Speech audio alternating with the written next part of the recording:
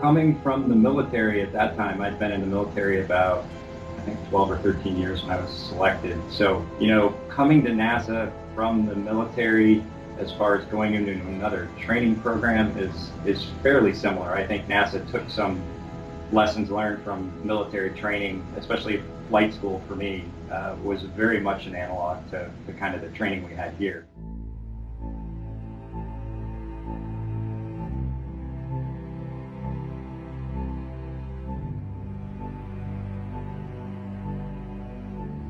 My first 6-hour run in the EMU, the spacesuit, was probably physically the most challenging thing I've done here. It's a pressurized suit. You're working with gloves that don't exactly fit you very well. You're doing a lot of work with your hands, almost entirely for 6 hours. You're working with your hands and arms. So that was extremely physically challenging, I think, from start to finish. And by the time you're done with a 6-hour NBL run, you're pretty well exhausted.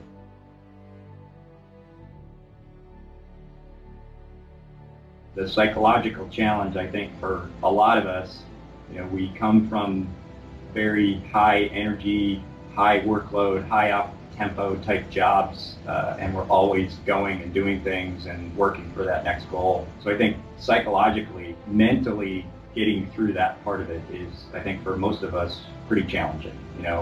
Year after year, working hard to be assignable to a space flight and then actually getting one.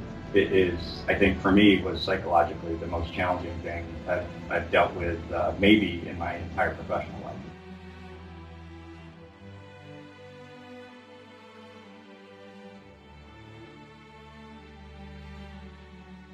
I think it's just over the course of time, you get to that point where the best way to deal with these things is try to take the emotion and the human aspect of being nervous out of the equation, because in the end it doesn't really help you solve the problem. And I think the other part of it is it's just a case of you do it repetitively enough in simulations that I think you get to a point where you not only trust yourself, but you trust your crewmates and you trust the folks on the ground.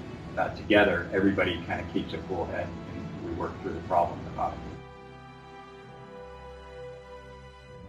I think by and large, the first trait is someone who is willing to do anything for the team.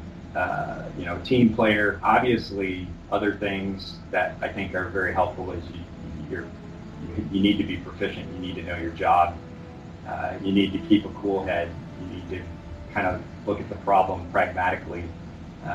But I think the biggest thing by far, in my opinion, is someone who is willing to do whatever it takes for the good of the team to make the mission successful.